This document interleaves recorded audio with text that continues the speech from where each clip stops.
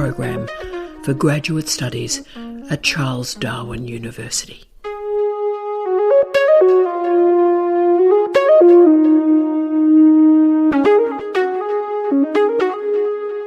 Hello, I'm Tara Brabazon, and I'm the Dean of Graduate Studies at Charles Darwin University.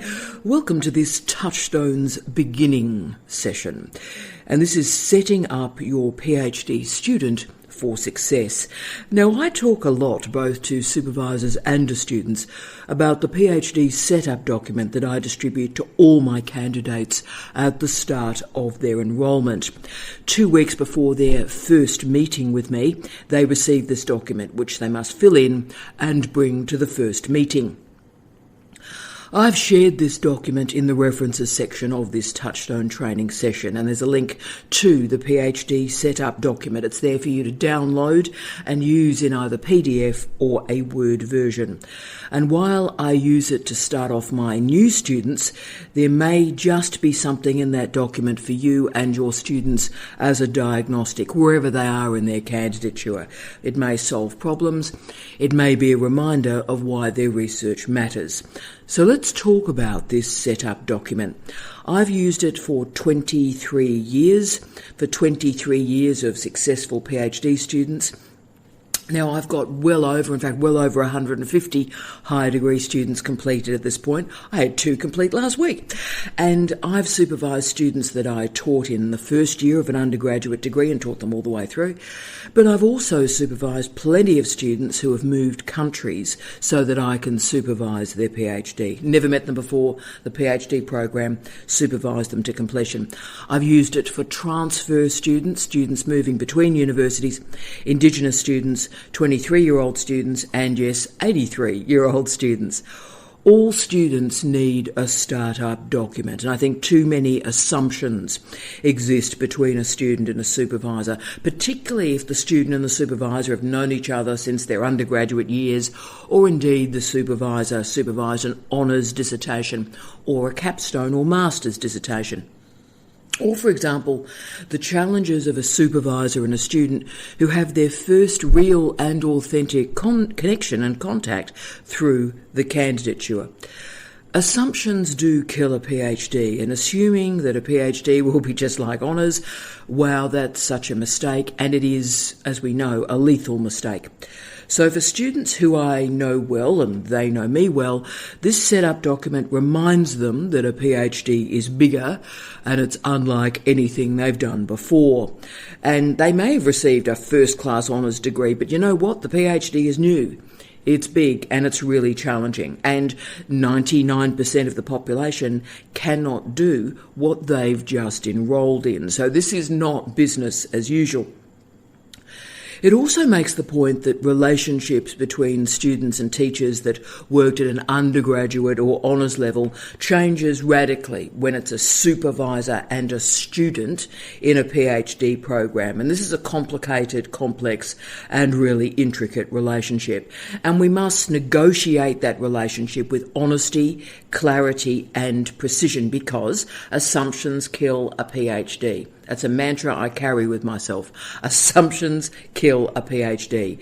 We need to talk through the expectations, the motivations, the goals, the time, the project management, and work on the relationship between the supervisor and the student right at the start.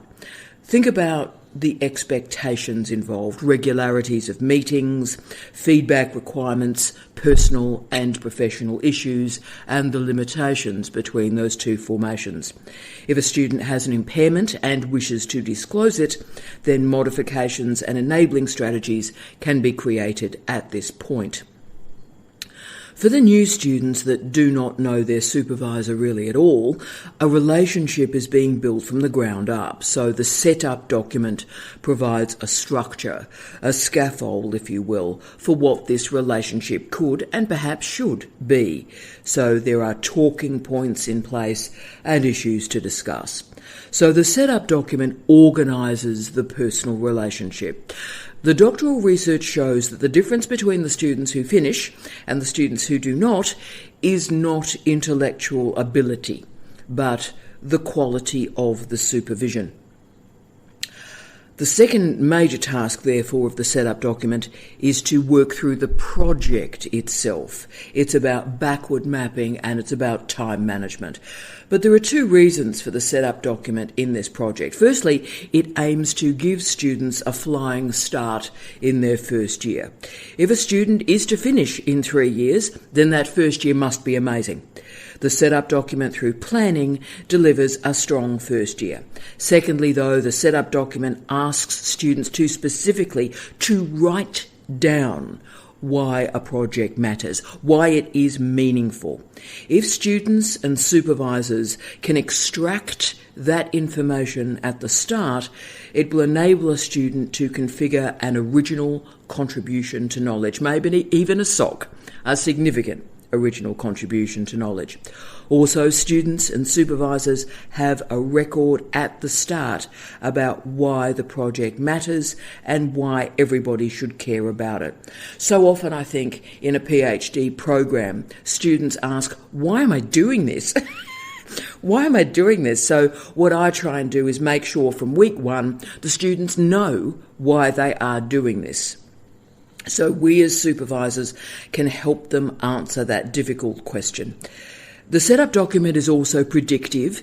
It asks right at the start for the student to predict the shape of the research, the chapters, the key researchers in the field, the key publications in the field.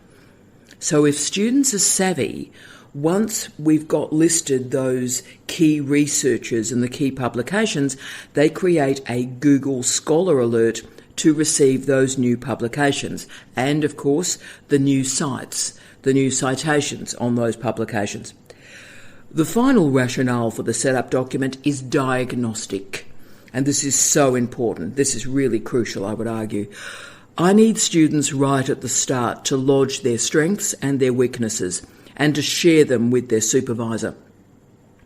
So if students have writing issues or information and media literacy issues, then we need to specify them right at the start. And if there is software or interfaces that students want to use, for example, then we can specify that skill development program right at the start. If we can log the issues, the challenges and worries, then together the supervisory team can fix them from the beginning of a program. As we all know, information literacy is such a valuable skill, and our librarians are so incredibly valuable to a higher degree. And that's why I think it's really important that we focus on the information literacy skill set right at the start. Most days a student comes to me in my office with a research request, and that research request is, I can't find anything on this particular topic. Happens at least once a day. Now, because I hold information literacy skills, no matter what their discipline, I can solve their problem in about 12 seconds.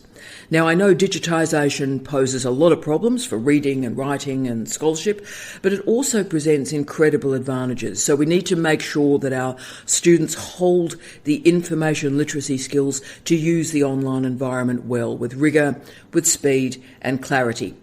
The key to a quick PhD completion is to make sure that motivations and expectations are expressed, that assumptions are revealed, skill development and skill deficits are discussed, and predictive planning for research time and research tasks are in place. Most importantly, the PhD setup document is of value because it is the foundation for the first key conversation between the supervisor and the student. Now, my first meetings are highly structured. They often take between 1 and 2 hours, and we go through the document a page at a time. I often get asked how many of my students finish so quickly, and my students do finish in 3 years, over and over and over again, or indeed much less time. And there are many answers to the question about why my students finish quickly. One is that I create a culture of success from the first meeting that's based on this document. And another, I think, is the cycle of 10 drafts that creates that successful ending. I think we'll do another touchstone and touchstone endings on the use of those 10 drafts. I think it was T.S. Eliot in the Four Quartets who used that great line, "The end is where we start from." The end for a PhD is a successful examination at the conclusion of 3 years of candidature. And from that end, we start. And we start with careful planning and expectations management. So please feel free. Please use the document if it's of use to you. And a link is presented to this information session on this video on YouTube. And I wish you strong beginnings, and I wish you powerful endings. Thank you for your time.